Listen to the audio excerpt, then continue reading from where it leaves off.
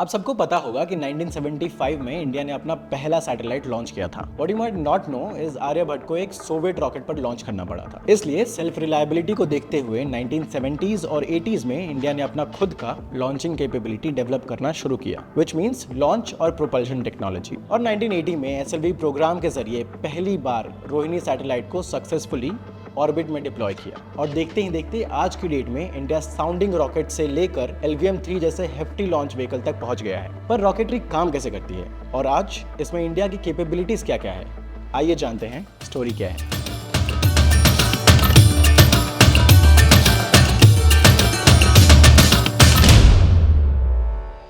Rocketry basically propulsion और launch technology का एक कॉम्बिनेशन है। आइए समझते हैं इन दोनों कॉन्सेप्ट्स को डिटेल में। प्रोपल्शन सिस्टम्स ऐसे इंजन्स हैं जो थ्रस्ट जनरेट करते हैं ताकि रॉकेट को एटमॉस्फेयर के थ्रू और स्पेस तक प्रोपेल किया जा सके। अलग अलग तरह के प्रोपल्शन सिस्टम्स होते हैं, जैसे थर्मोडायनामिक रॉकेट्स जो सॉलिड या लिक्विड प्रोपेलेंट से हीट और प्रेशर पर डिपेंड करते हैं, और इलेक्ट्रोडायनामिक रॉकेट्स जो इलेक्ट्रिक और मैग्नेटिक फील्ड्स का यूज करके चार्ज पार्टिकल्स को एक्सेलरेट करते हैं। Additionally launching systems ground based infrastructure और लॉन्च व्हीकल्स दोनों को रेफर करता है, जिसमें launch pad, vehicle assembly buildings और सपोर्ट इक्विपमेंट शामिल होते हैं। लॉन्चिंग सिस्टम्स को डिजाइन किया जाता है ताकि वो लिफ्ट ऑफ के इंटेंस फोर्सेस और टेम्परेचर्स को विथस्टैंड कर सके और पेलोड्स को ऑर्बिट में सेफ और रिलायबल तरीके से डिप्लॉय कर सकें। पर रॉकेटरी, प्रोपल्शन और लॉन्च टेक्नोलॉजी में आज नए नए एडवांसमेंट्स हो रहे हैं, जैसे कि hybrid rocket propulsion, green propulsion technologies, advance materials and reusable launch vehicles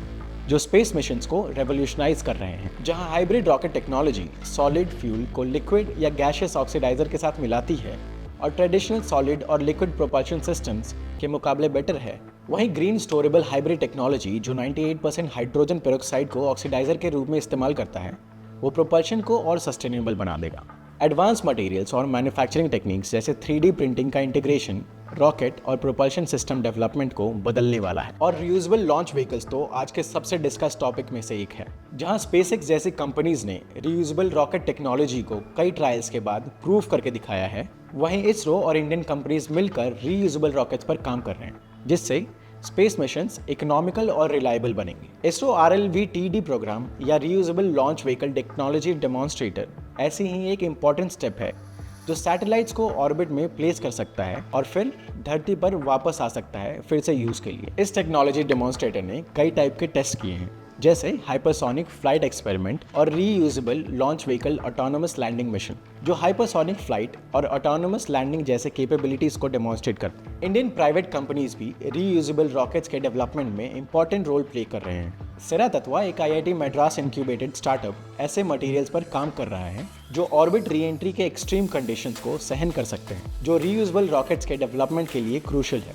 Om space rocket and exploration private limited एक और इंडियन कंपनी है जो रीयूजेबल रॉकेट टेक्नोलॉजी पर काम कर रहा है। बात करते हैं इंडियन प्राइवेट स्पेस कंपनीज की। स्काईरूट, अग्निकुल कॉस्मोस, बेलेट्रिक्स और ध्रुवा स्पेस जैसी कंपनीज इस स्पेस में ऑपरेट कर रहे हैं। Hyderabad based Skyroot aerospace Vikram series के रॉकेट्स पर काम कर रहा है, जो cost efficient non reusable rockets है स्मॉलर सैटेलाइट्स के लॉन्च के लिए। स्काईरूट ने वैसे भी इंडिया का पहला privately developed rocket Vikram S successfully launch किया है और अलग अलग रॉकेट इंजन्स को डेवलप किया था। वहीं Agnikul Cosmos 3D printed small lift launch vehicles पर काम कर रही है और सतीश धवन स्पेस सेंटर में इंडिया का पहला प्राइवेट लॉन्च पैड भी सेटअप किया है। इन्होंने कमर्शियल स्पेस लॉन्चेस के लिए सिग्निफिकेंट फंडिंग रेज किया है और अग्निमान रॉकेट पर काम कर रहे हैं जो 500 kg तक के वेट वाले छोटे सैटेलाइट्स को लॉन्च करने के लिए डिजाइंड हुए हैं।